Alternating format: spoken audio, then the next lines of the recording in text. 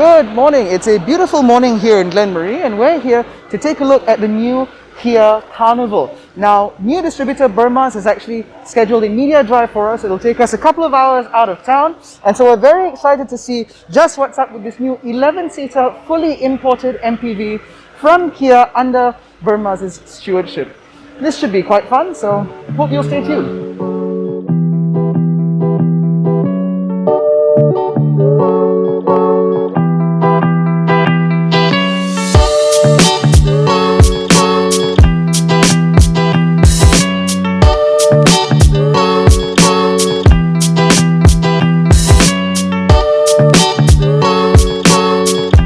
So we're starting out our drive today in the second row seats. Now, the Kia Carnival being a large MPV, obviously this is going to be the purvey of families, maybe even a few well-heeled individuals looking for something to be chauffeured in, a bit more practicality than a saloon.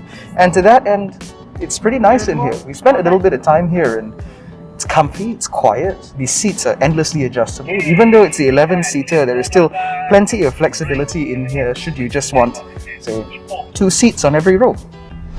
So, we have just finished our lunch stop here at STG in Ipoh, and so we're going to take a quick look at the new Kia Carnival. So, for starters, the Grand Carnival name, or the Grand name, has been removed altogether, so now it's just called the Carnival. So for this new generation, you can see, for starters, it looks very different from before. It still has the same MPV type proportions, but all of the details have all been refined in order to make this look like a much more luxurious car. So if we start on the front, you can see this is something that they're very proud about. This is the first Kia to come with a new Kia logo. It's 2D, it's right on the bonnet, and as you can see, it is quite prominent, and it sits right above this absolutely enormous grille, which is flanked by dual LED headlights with LED indicators and daytime running lights and fog lights.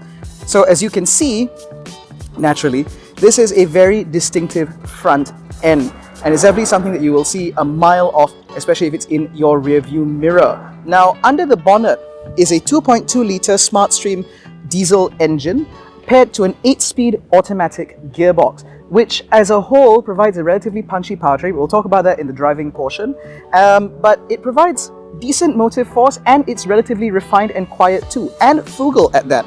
Now, if we go down the side, you can see that the side profile of the Kia Carnival is very distinctive. So you have a very pronounced front end, and then you have a very straight cut MPV roofline. This is not an MPV that's trying to look like anything other than an MPV, and there's nothing really wrong with that. I applaud the fact that Kia is very proud of the fact that the Carnival is an MPV, and they're definitely not trying to shy away from that. Now, down the side, we have a set of dual-tone alloy wheels wrapped in Continental cross-contact RX tires. Now, these are of a size that I cannot quite discern. They're 18-inch alloy wheels, and some may say that you could fit larger wheels to this, which is true, but again, this is an MPV, not a sports car, so low-profile tires and all that isn't really necessary. Now, up here, you have a very distinctive sort of design feature on the side, which is sort of like this geometric pattern done in silver with silver roof rails on the top, just to break up the monotony of the side of the vehicle. But as a whole, the Kia Carnival is certainly a very handsome-looking thing. Now, at the rear, we have bulb-type taillights. So here and here, the light signatures are all bulb. Even the indicators, which are down there, those are all bulb-type as well. The only LEDs back here are on the tailgate, the third brake light, and again, you still have that very prominent 2D Kia logo here. Now, this is an 11-seater, which is split over 4 rows of seats.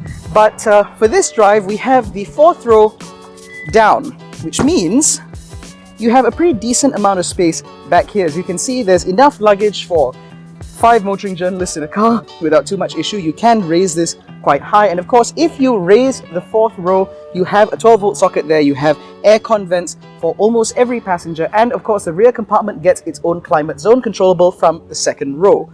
Now, if we go inside, you can see that this car has a very distinctive interior.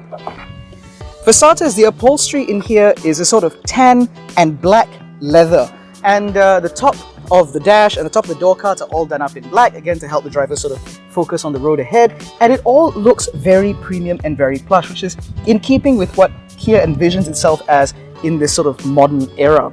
Now in the middle you have a 12.3-inch infotainment system with Apple CarPlay and Android Auto, and I have to say that the Android Auto takes up the entirety of the screen, which means you have a very wide and large map display as well as space for your music display on the side. You have dual zone climate control in the front, one more zone at the back like I mentioned, and everything here is laid out quite nicely. Even though there is an enormous touchscreen, you still have some sort of capacitive touch buttons down here and a couple of knobs, which means that it's easy to get to the features that you want without having to faff and fiddle around too much. And the same goes for the HVAC controls, where you have all the controls here, all either via buttons for the temperature controls, but everything else is capacitive touch, and you have a very clear screen here.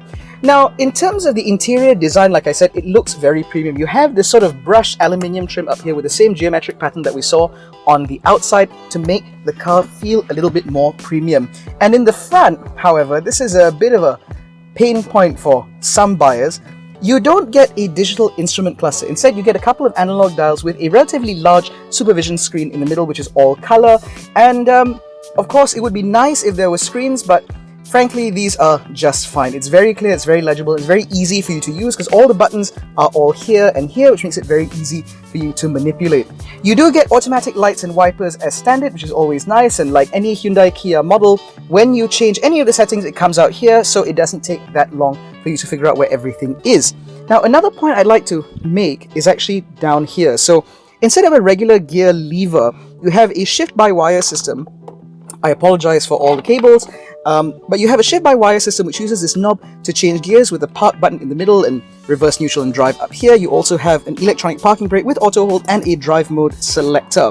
So on all honesty, this is an MPV. You shouldn't really be using the drive mode selectors for much, but it's good that it is there should the mood take you. Now down here you have a bank of almost empty, completely empty switches, but you do have the parking button here, rather the parking sensor button here, as well 360-degree camera trigger here.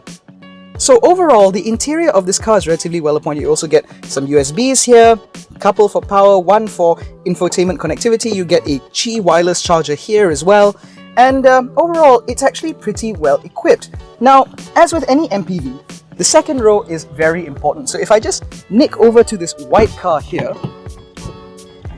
you can see that if you have the middle seats folded, you have plenty of space right here. You can recline the seats, and the third row recline as well. The second and third row seats are similarly designed, which means you have very similar levels of comfort to be enjoyed in here.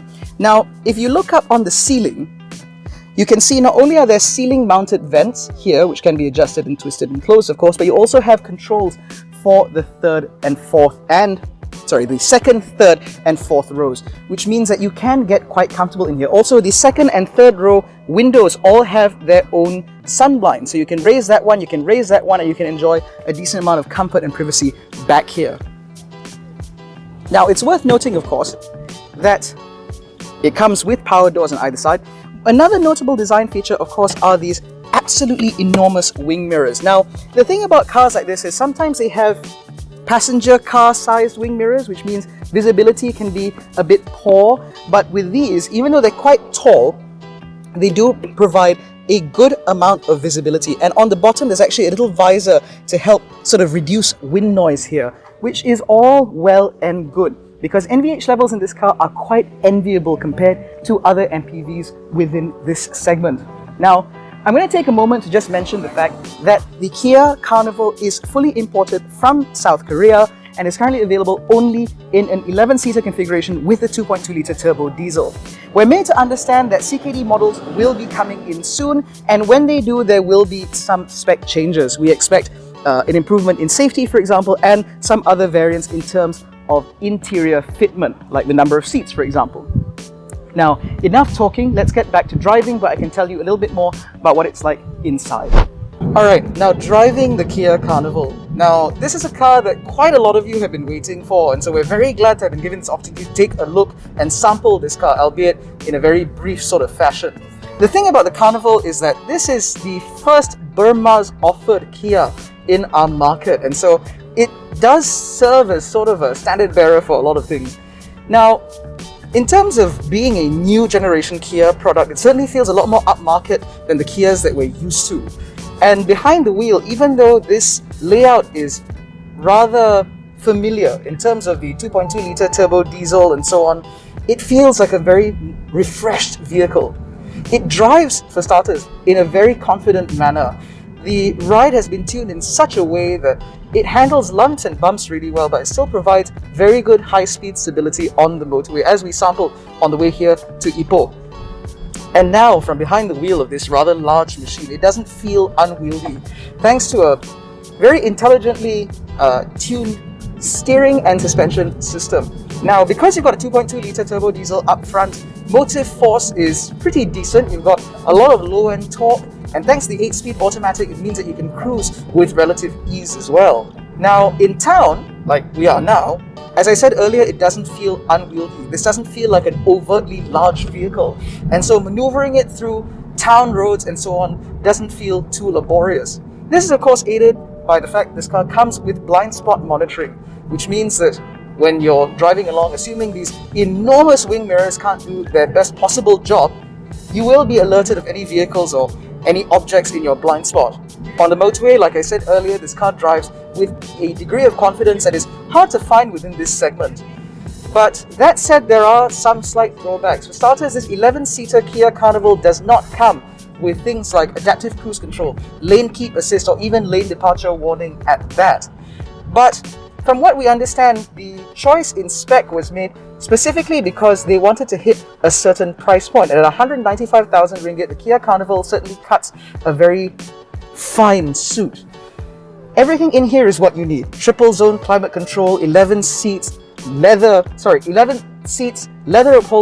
a 12.3-inch infotainment system, decent sound, and very, very good NVH. Wind and road noise is pretty well suppressed until, of course, you pass the national speed limit by a decent margin at least. NVH in the Kia Carnival is pretty good all the way through the third row. Unfortunately, we didn't get any footage from the third row because it was impossible to mount the camera. But needless to say, in terms of space and comfort, it's pretty much similar to the second row, given that the seats are all designed the same way. But the relatively high floor means that the lower part of your thighs will be hanging. No matter how we adjusted the seats, there was no way to really get rid of that or minimize it for that matter. So if you have two adults in the back, maybe they can sit diagonally, perhaps? Okay, so now we're demonstrating the safe exit system, where if the vehicle detects an oncoming car with speeds in excess of 5 kilometers an hour, it will actually stop the electronic door from opening. So now we're going to get a demonstration. There will be an audible warning. See? So as I did that, the car was going past and it wouldn't allow me to open the door. This is to ensure that egress from the vehicle is always safe. This is how Kia attempts to protect its occupants, even when they might not be paying the best attention. So, after having driven the Kia Carnival all the way to Ipoh, what do I think? Well, it's certainly a statement piece. It looks like nothing else out there. It looks more distinctive than your garden variety Alphard or Velfire, that's for sure, and it's certainly got a lot more punch under the bonnet. It's very easy to recommend, but the 11-seater layout does mean that it may alienate some people. They might want fewer seats, and they might not necessarily appreciate the fact that even with the middle seats folded, it's not quite as stately as what you get from the Japanese manufacturers. But at 195,000 ringgit with a 5-year warranty, it's very hard to ignore. And so if you're looking for a large MPV for a large family, this is definitely something worth considering. That's been a very quick look at the new 2022 Kia Carnival. If you enjoyed this video, please give it a thumbs up, subscribe to the channel, hit the little bell icon so you're notified every time we make a new upload. Don't forget to follow us on Facebook, Twitter and Instagram. All the links are in the description below. Thank you so much for watching. We'll catch you in the next one. Take care, stay safe. Jangan bodoh.